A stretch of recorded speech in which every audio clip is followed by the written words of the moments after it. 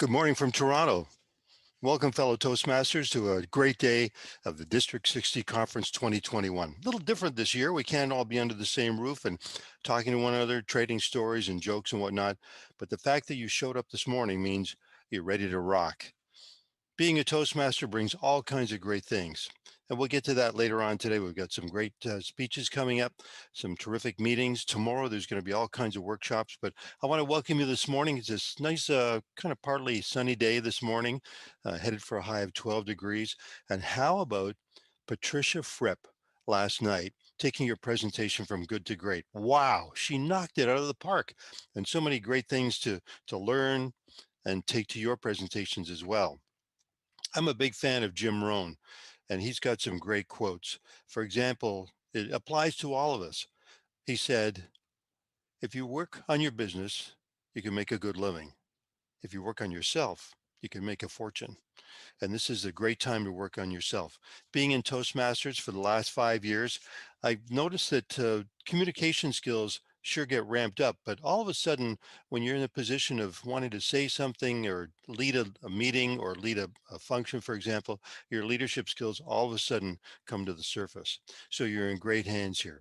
To all you first timers, it's absolutely astounding to see all of you. I think almost half of the people attending this year are first timers. So you come to a great place to learn, participate, have a lot of fun, and exceptionally or grow exceptionally as well.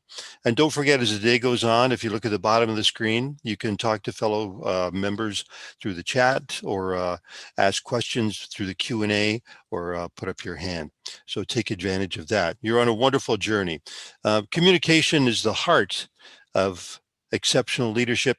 And here at Toastmasters, we're here to help you grow as well. And that's one of the great things about it, because in helping others, you will find that you're helping yourself as well. It looks to be a terrific day once again, and lots going on. Tomorrow, the workshops are going on. Check the schedule and take advantage of some of the workshops, things you want to listen to, things you can learn. There's 13 of them, all delivered by seasoned Toastmasters who've been around the block a few times. Tomorrow, there'll be a special award presented for the George Keenan Award. You don't want to miss that. And the DTM Awards are tomorrow. And that's really a huge step for a lot of Toastmasters becoming a distinguished Toastmaster. They are the cream of the crop. And let's see, following the Distinguished Toastmasters Awards tomorrow is something you really don't want to miss. It takes place starting around 1:15, 1:20. It's the International Speech Contest. So you'll see speakers from all around the district competing to hopefully get to the big convention later on this year, probably still online as well. Right now, I want to take a special moment and say thanks to all the people behind the scenes who made this amazing webinar and Zoom-a-thon possible today and this weekend. You're going to meet one of them in just a moment. The things that go on, the things that are said that you don't see and hear, just to make it look nice and smooth. I hope you have I want to say thanks to each and every one of them. And we're going to meet one in just a moment, but I hope to see you later on this weekend at the convention. Hopefully not in the not too distant future, meet you in person. My name is Brian Master, and I'm delighted to welcome our distinguished Toastmaster, Chris Nelson. She's one of our magicians. She's one of our program quality directors. She's going to deliver her opening remarks for the second day of the conference. So take it away, Chris.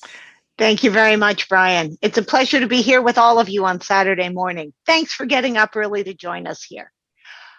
We have some important people here with us today. Not to say that every single one of you isn't important, because we appreciate you all. And at the end of the day, here in district leadership, our job is serving you. But we have some special dignitaries who I'm going to mention first off. You know that we have Melissa McGavick, who's our Region 6 International Director here. She's going to be presenting our keynote, but we've also got all kinds of our outstanding past district directors here. Elton Brown, Joanne Von Zuben, Rhonda Maurer, Janice Howard, and Tim Soulis have all served in the district director role right here in District 60, and it is a pleasure and an honor to have all of them join us this morning, as they have for so many other events. If anybody's come in who is a dignitary since I last checked the list about 3 minutes ago, apologies for missing you, but it's great to see you all.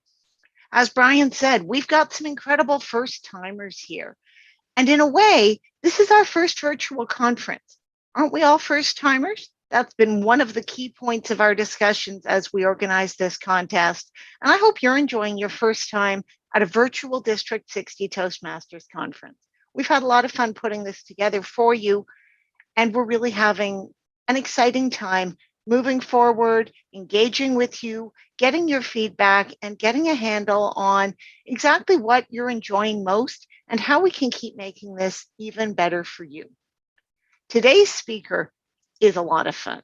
I've had a good time getting to know Melissa well over the last few weeks, and I'm confident you're really going to enjoy her today.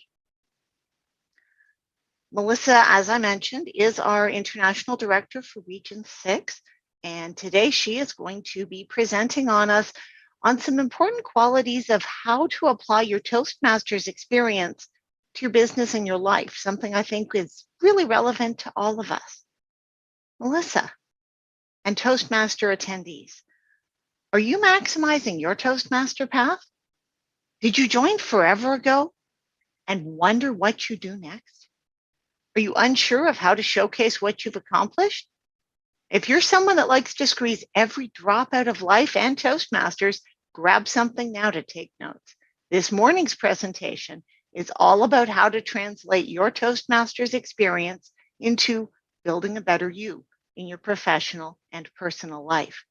Our speaker is zooming in from near Pittsburgh, Pennsylvania in the United States. Professionally, Melissa has a background in corporate sales and executive recruiting. She works with mid-career professionals to polish their soft skills and create a personal brand to prevent their resume from landing in the pile of also ran applicants by enabling them to stand out as the most promotable candidate.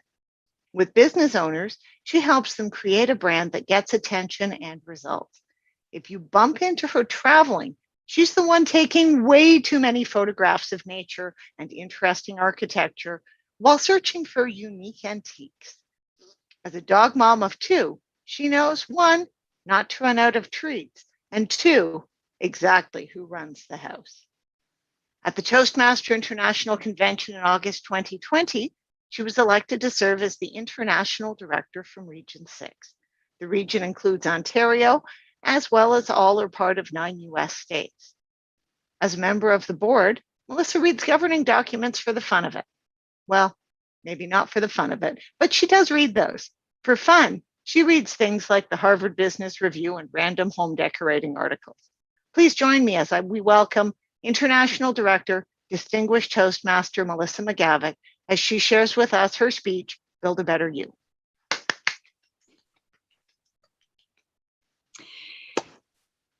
I am so thankful for everyone who has invested in my personal growth.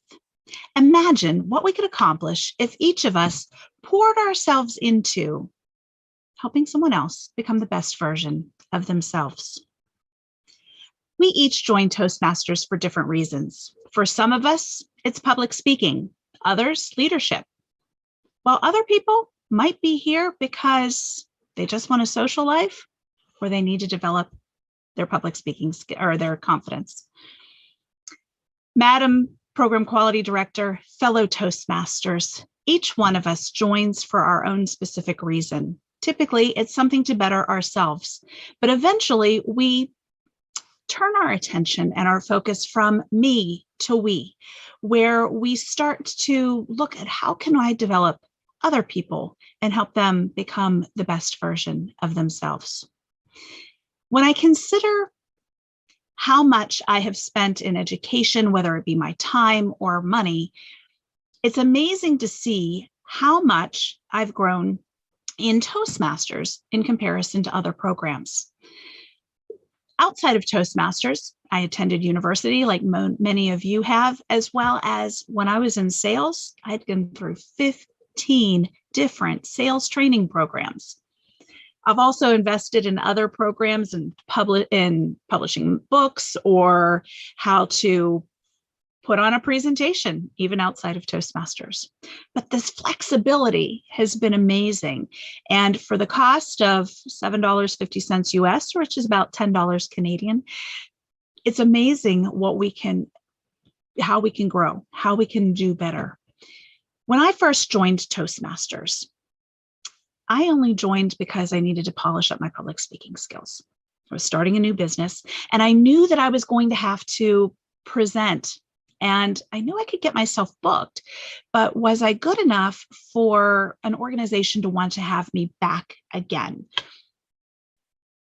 Were they going to refer me? Are they thinking, wow, she's good enough, I would put my name on referring her out to a friend or colleague? Now, I figured that would take about 6 months. I'd get in, get what I needed, and get out. That was about 17 years ago, and I'm still growing. I'm still learning how to become a better leader. There's over 300 core competencies in Toastmasters, and I haven't gotten them all yet. So as I consider what my first initial thing to join Toastmasters for, which was to help everybody in the seats have a great experience, it's become so much more. And I think you'll find that it becomes so much more for you as well. Beyond our path, one of the things that I've noticed is when we get to the end of the path, there's still another road. There's still other paths to run down, other paths to pursue.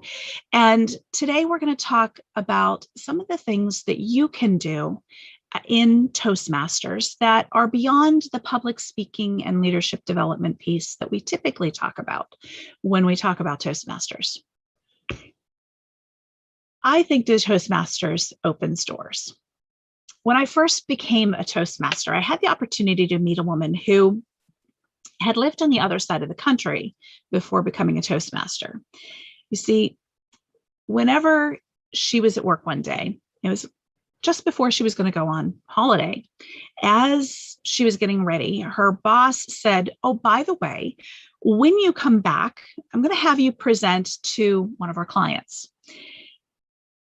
This was terrifying. One of the things that she absolutely hated the thought of doing was speaking in public. As she went on her vacation, this really started to play with her mind.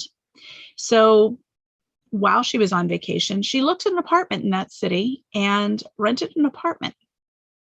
When she came home, she gave her boss her 2 weeks notice. Yes, she quit her job because she didn't want to give that presentation. She moved across country, moved into her new apartment, found a new job in the same industry, thinking she was safe. It was not too long after that that her new boss asked her to present. She stopped and she thought, I can't quit my job again because I don't want to do a presentation. I just moved here. And some friends recommended to her Toastmasters. When she became a Toastmaster, she was definitely uncomfortable. But what I find so humorous in a twist of events is that a couple of years later, she did quit her job again. And it was about a presentation. But it wasn't because her boss was asking her to present. It was because she had published her first book and she was now becoming a professional public speaker. Now, I won't say that most of us will go quit our jobs and move across the country for a public speaking, either avoiding it or because you're going to become a professional speaker. Most of us are happy to stay in our lives, but just want to be more comfortable in this environment. But Toastmasters definitely is a way to open doors in our lives. I used to be an executive recruiter, and we saw people all the time who started to blend in. As an executive recruiter, we would place an ad for a new job available. Maybe I'd do that at 4 or 5 in the afternoon. I'd come in the next morning and there would be over 300 applications for a job. After a while, the resumes all start to look alike. They have the same education on them. They have similar jobs that people have served in. If you're looking at a job in technology and you need to have security or some type of specific software availability, everybody who applies for that job is most likely going to have that. So how do you differentiate yourself? It's typically the soft skills. As we would narrow those 300 applicants down to maybe 10 or 15, those first applications and those first interviews would be pretty much narrowing people down to 3 or 4 that would be sent on to the company to be interviewed. Out of those 3 or 4, quite often, the hiring manager would call me back and say, I really can't make a decision between candidate A and candidate B. They look so much alike. But then it would go to the soft skills. What type of leadership skills did they show on their previous experience? What happened outside of the walls of their office? How well did they communicate? How well did they get along with others? So Toastmasters helps us to develop many different skills. The first one I think is so important is how to develop the most polished presentation of yourself. How do you give a great first impression? In our traditional Toastmasters clubs, we often talk about not leaving the lectern and not leaving it empty, making sure to shake hands for every time somebody exchanges the front of the room. But in today's environment, first impressions look a little different. It's how well do you do this? How are your lights? Do you interact with the camera well? How do you use the chat effectively to communicate with your peers? All of these first impressions are things that are side benefits of being a member of Toastmasters. You get to develop and practice these skills. Often you've heard the phrase, practice makes perfect. I think practice makes permanent. When you start to practice these skills, they become second nature to you. And then you don't have to worry about them and you can focus more on the connection of face-to-face interaction. When you're in Toastmasters, another thing that you get to do is practice a lot. Oftentimes people write one speech and they only give it once. However, repetition and practicing a specific skill helps us to develop skills that are stronger in the long run, not just a one-time presentation. For example, take a look at our competitors. Tomorrow here at the District 60 conference is going to be the International Speech Contest. The speech contest you and I see looks a lot different now than it would have had we done this 3 or 4 months ago, because the contestants have practiced those presentations over and over and over again. I know the year that I served as district director, the gentleman who was a representative from our district here in Pittsburgh had done that presentation so many times. I had personally seen about 32, no joke, 32 different renditions of the same speech. Well, that's a skill that actually helps in work environments. If you have to ask for money because you have to ask for funding for a particular project, maybe you want to take a look at which projects and pathways would help you with your persuasive speaking. Or maybe you have to give technical presentations. Each one of those projects can be translated typically to the outside world. So if you look at your job and your life and other ways that you serve, how can those Toastmasters projects help you to develop a stronger version of yourself? Toastmasters is also about lifelong learning. One of the things that I find so incredible is we come in for public speaking and leadership development, but we learn so much else. I have learned about history and cooking and photography, not because I was studying it, but because someone in the club that I serve with was studying it. I've learned in 5 to 7 minute snippets over 17 years. That's an amazing amount of information that's all tucked away in my brain somewhere. What that also does is help you to become more well-rounded as a person, because you can speak to different topics because you've learned them from your peers. But lifelong learning also includes things like storytelling. If you're learning storytelling, quite often we think about it in the business sense. Storytelling helping you to understand our organization.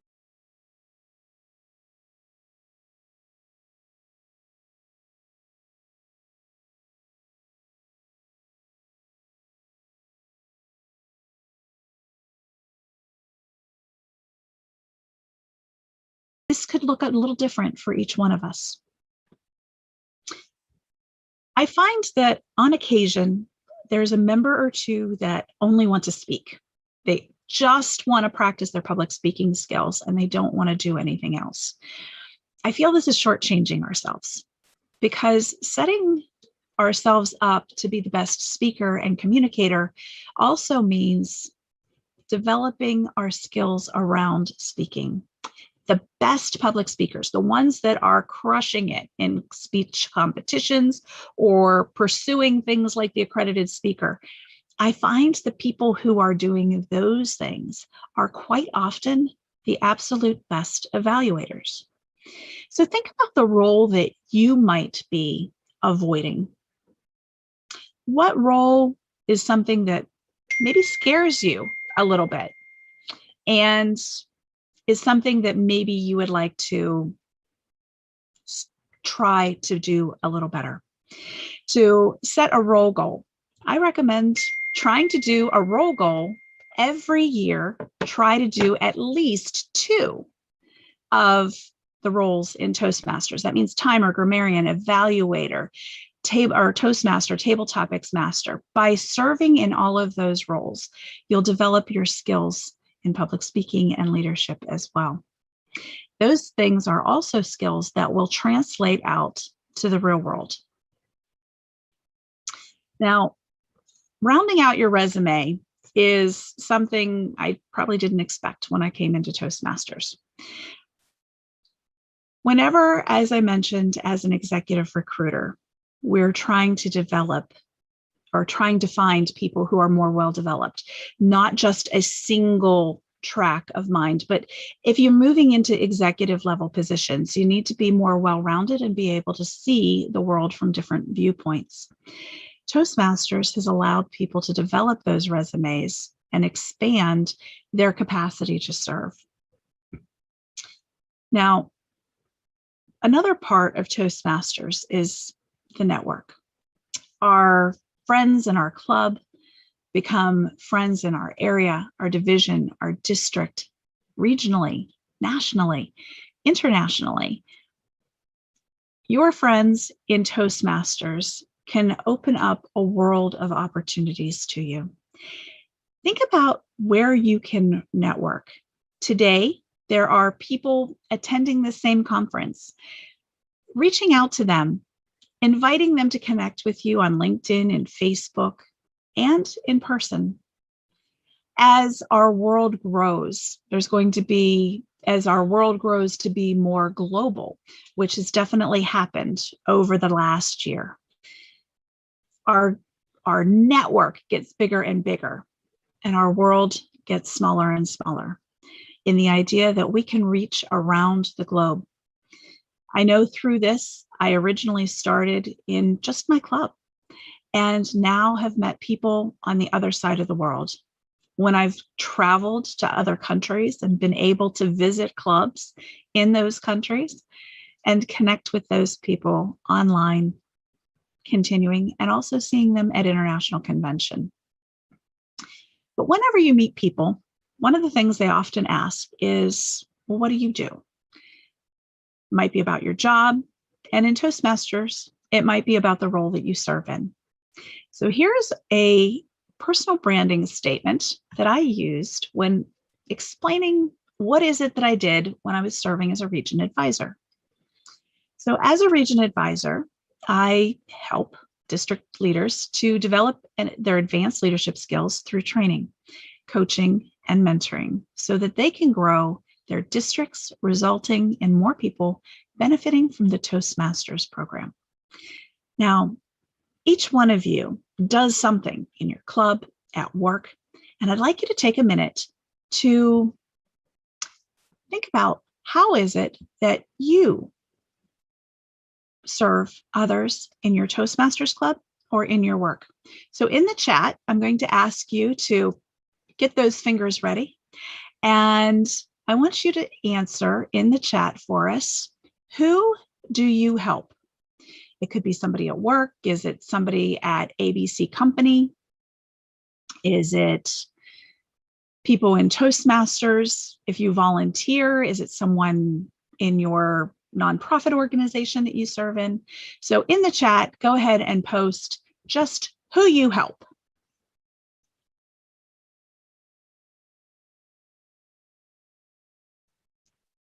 See, myself, board members, new sales reps, new members, family, project colleagues, I assist team members, my peers, sales reps, potential leaders, pharmacists, clients, coworkers, families, friends, my Toastmasters club, stakeholders. Wonderful. These are all people you help. And I would like you to now think about, what is it you help them to do? Is it developing their leadership skills? Is it through customer service? How do you help them to be able to enjoy the products of the company more effectively? Recognize their own potential. I encourage them. I help my family, friends, and colleagues to be the best they can be. What other things do you help them do? Anybody else answer in the chat? Grow in experience and confidence to perform the role that I have someday. That's wonderful. Knowledge translation, navigate their first year, learn new technical skills, all great things that you're helping them do. And how do you do that? Do you do it through training? Do you do it through conversations, through mentoring, through creating a particular product? So looking to see, through virtual, through speeches, through all of the above. Power of communication, understanding the process, hard work and dedication. We do this through Zoom. Yes, absolutely. Help their kids learn life skills. And that is moving way too fast for me to catch up with all of those. But mentoring, communication, employer circle, springboard program, great. Now, what are the results that those things bring? So by you helping this particular group of people to do what it is that you help them to do through the processes that you help them to do, what happens? They build confidence, strong community. Our organization is stronger. They blossom. I make them money. Oh, I like that one. By answering questions about school and referring them to service so they can look up to me. Okay, confidence, results, they grow trust. They land interviews and jobs, personal growth and respect. They can advance at work, can perform high level so I can focus on more strategic matters. Yes, so many things here. So that talks a little bit, that is your personal brand statement. So when somebody asks you, what do you do? It's a great way of being able to open conversation rather than just, well, my title is X. Whether it's an engineer or a teacher, by having one set word, maybe you think that encapsulates it, but does it include them in the conversation? So a personal branding statement can also be used for your club. And some of you have specialized clubs. Some of you, your clubs are the standard Toastmasters program, and you haven't thought about how do you specialize. But I think every club has a special personality, and they help people to do a specific thing. Of course, we embrace the entire Toastmasters program, but maybe in your club, you help a particular subset of our members. So in the chat, tell me who your club helps. Is it Francophiles? Is it someone who's trying to become a professional speaker? Is it someone who's developing their leadership skills? Who do you think your club helps? Business professionals, workshop presenters, great. Immigrants to Canada, anyone who wants to improve, people with disabilities. As you see, clubs have very different areas of expertise. Then, as we help that particular group, what do we help them to do? So go ahead in the chat. What do you help them do? This is Toastmasters. So we help everybody to be able to communicate more effective, to learn on the spot, to know their strengths, develop skills they identify, energized first thing in the morning. Great. And how do you do that? How do we help them, the people we help to be able to accomplish what it is they do? How do we help them? Through mentorship, encourage and teach, mentoring, by running great meetings, providing a safe practice, a sense of gratitude, appreciation for what they have, engage, connect, interact, involve through mentorship, constructive feedback. Again, keep those coming. That's great. So we help a particular group of people to do a specific thing through what it is that we do as a Toastmasters Club, so that what is the result by being a member of your club? What do they do? What do they get from being a member of your personal Toastmasters Club? They can be a force to be good in the world, gain confidence, to become happier. Yes, Toastmasters are pretty happy people. I've actually had to explain that to hotels before. They're like, wow, you guys are all so happy. Increased confidence and comfort. Accomplish and surpass their personal goals so they can elevate their quality of life. Competence. Exactly. So at the time and the bottom of your chat, there's a little spot that says that has 3 dots and it has save chat. As we go through here, you all may want to save those chats so you can take a look back at the personal brand statement. And maybe there's something that you can borrow that was put into those particular answers, and you can involve that in creating the personal brand statement for your club. Now, when you are when you are a club officer in your club, you can add additional skills to your resume, rounding out your resume by sharing what skills you've learned. By putting this on your LinkedIn profile, it's almost like an advertisement for Toastmasters. When somebody comes on and sees your skills that you've developed in Toastmasters on your LinkedIn profile, people who have recently met you and are looking to connect might be interested in checking out your club. So not only are you highlighting yourself, you're highlighting what it is your club does. Now, in the chat later today, or actually I'll pass this along to Chris and she can pass it along to you. Chris and Anita will have this. It is a document that is an example like this on every single club office position. So you can translate what your job is to the leadership skills developed, so you can highlight them on your resume, in your LinkedIn profile, and other profiles that you have online. As a Toastmaster, I encourage you, as you are creating these LinkedIn profiles, online profiles, wherever they are, that you consider raising the bar. And when I say the bar, I don't mean the ballet bar this particular time, but it is where you can show how you shined in your performance. BAR stands for badges, awards, and roles. By highlighting the badges that you've earned in our Pathways program, the awards you may have been recognized with in your club or your district, and the roles that you've served, by highlighting those, you'll shine and stand out from other candidates, whether it's on your resume or other profiles. Now, here happens to be a little bit of information on your district director, Wendy. I noticed Wendy did a wonderful job of including her Toastmasters experience on her LinkedIn profile. And she's also has specific recommendations, and some of them are from members who are Toastmasters. Using this also highlights not just Wendy's skills, but the skills that someone can learn within Toastmasters. Making sure to use all of the availability of a LinkedIn profile, making sure that you ask your customers, your peers, your colleagues, your audience members, your club members, and other fellow district Toastmasters to include recommendations for you. Now, recommendations take a little time to write. And think about when you're writing it, how would you best highlight this person's skills and that they would want to have that on their LinkedIn profile? Now, if you don't have time to write a recommendation, another thing that you can do is just give somebody a thumbs up, a like.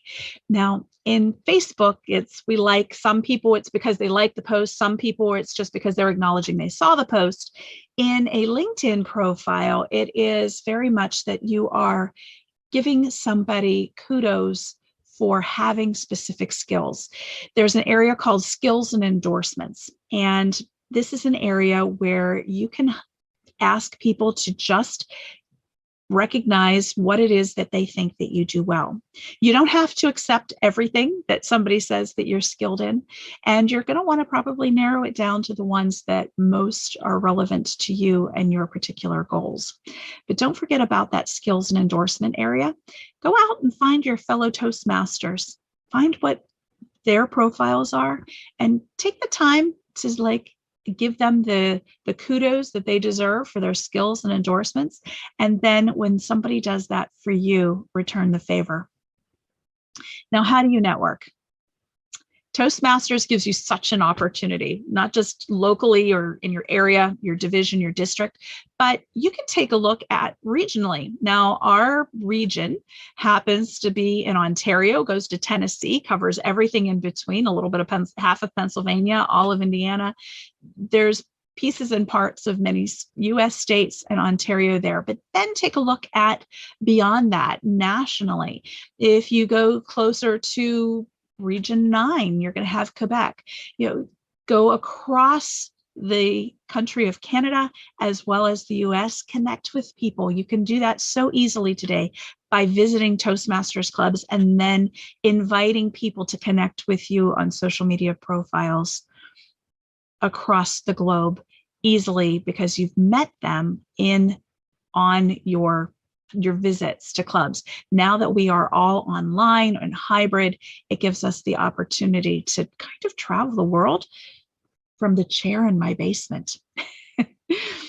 So when you make the invitation, don't just send the invitation to connect as click connect, but make a little personal note to the person as to where they met you. So for example, I would love to see when I get into my LinkedIn profile to say, hey, Melissa, I saw you at the District 86 conference on Saturday. Love to connect here. That's a great way to start developing your network, and people know why or how they met you. When they get into their profile, if they don't go in quite often all the time, they might think, how do I know this person? But by putting that little personalized piece, you'll help them to connect with you. Now, translate your success outside of Toastmasters in a way that your peers and your work can understand. Quite often, we have people who surround us at work, or our bosses, even our supervisors, might not really understand what it is you're doing. So translating the success for them and helping them to understand that I am putting in my personal time into developing myself as a speaker and as a leader so I can serve you more effectively at work. Ask if you can have it put into your yearly career goals. I know one company who has put it into their yearly career goals for employees that they complete 3 speeches in Toastmasters. They serve in at least 3 of the leadership roles like timer, grammarian, a couple of times a year. And also that they invite or introduce peers to Toastmasters, like introducing 2 of their peers at work to Toastmasters every quarter. So translate your Toastmasters success into work success. and make sure that way that they understand what it is that you're doing and how it improves your performance at work. Now, tackling table topics. Of course, we all have this love eventually of table topics, or at least I hope so. As I say that, I kind of think to myself about a dear friend of mine who, when he joined Toastmasters about 20 years ago, his first table topic was 15 seconds long. He was in a sweat, panicking, and could feel his heart in his throat.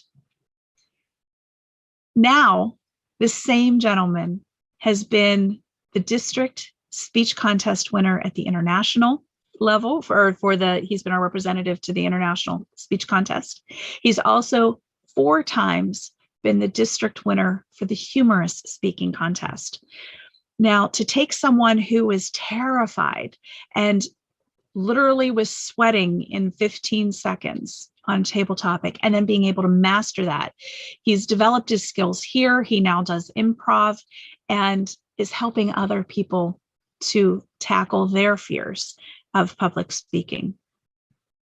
So tackling those fears has impacted his career and others that I know their career outside of Toastmasters. Now, mastering media opportunities is something that not all of us will choose to do, but it's definitely something that you can do outside of Toastmasters using your Toastmaster skills. Now, some people will be in a position where they have to answer for a company as a public relations representative for an organization. However, others might choose to write a book, do a blog, a vlog. I even know a couple of Toastmasters who have turned their Toastmaster experience into local television shows. I don't mean just being a guest, I mean being a host. It's amazing to see how people have used their Toastmaster skills, what they learned in table topics and learned in the projects prior in the old public relations manuals, as well as now serving in your club as a vice president of public relations, serving your district on your public relations team. Having the opportunity to develop these skills helps you to be better outside of our organization, representing our organization when you're out in the community. Now, cross-pollinating your skills from Toastmasters outside and from outside into Toastmasters. Cross-pollinating your skills into serving in the community. You might be serving on a board of directors. You might be working in a food bank. You may be working at your child's school as a volunteer.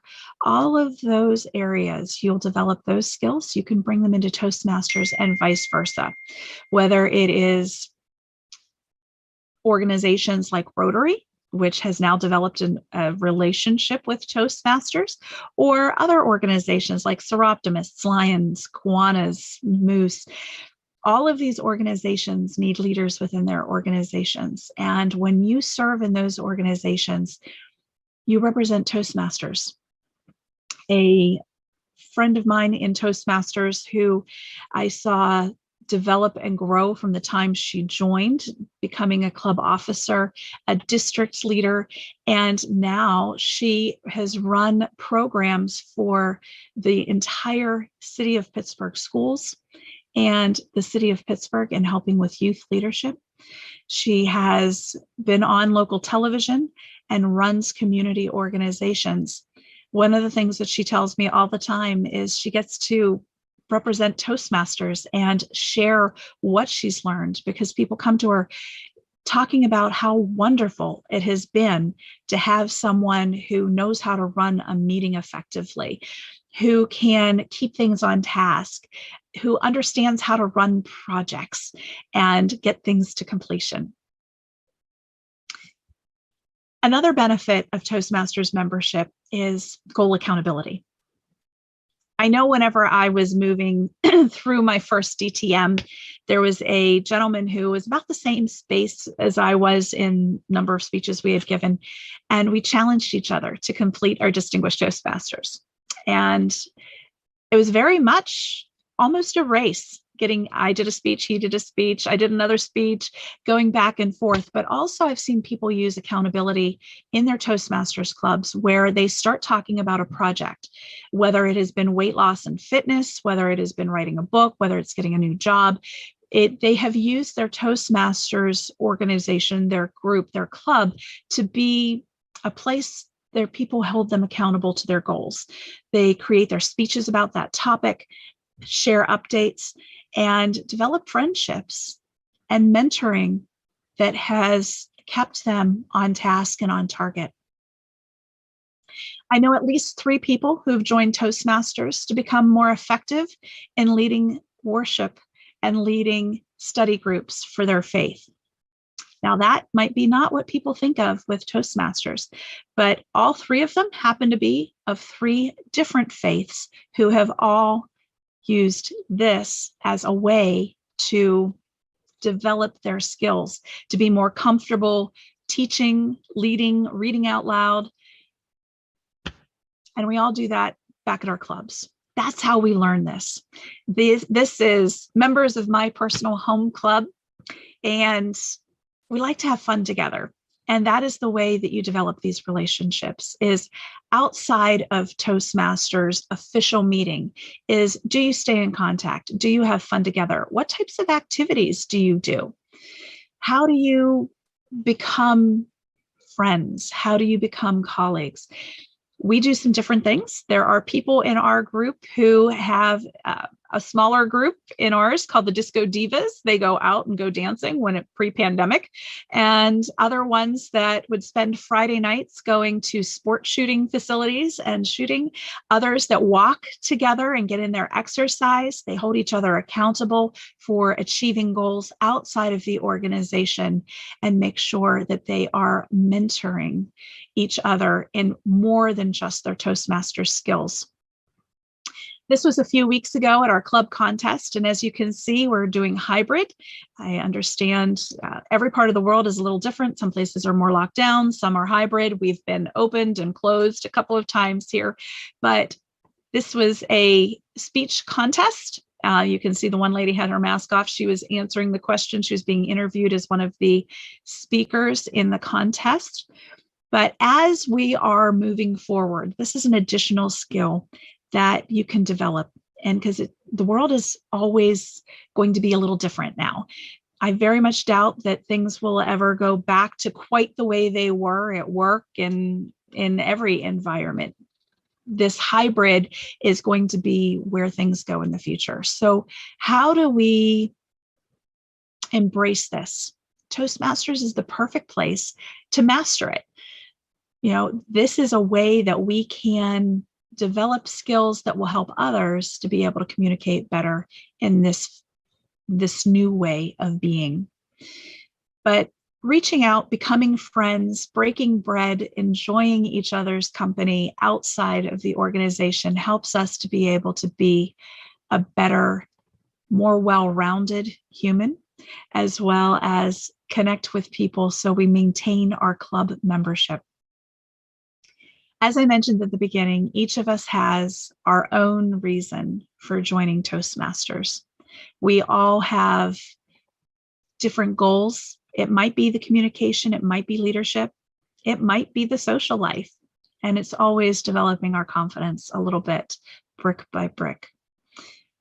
These happen to be members of our Toastmasters Club. We created our My Whys and then posted it on here. I do have to say my club has benefited from snagging one of the members from District 60, Raul Bagul. He is a member of my home club now. However, we are also currently exporting this week one of our members also to District 60. So it seems like you and I are in an exchange of club members.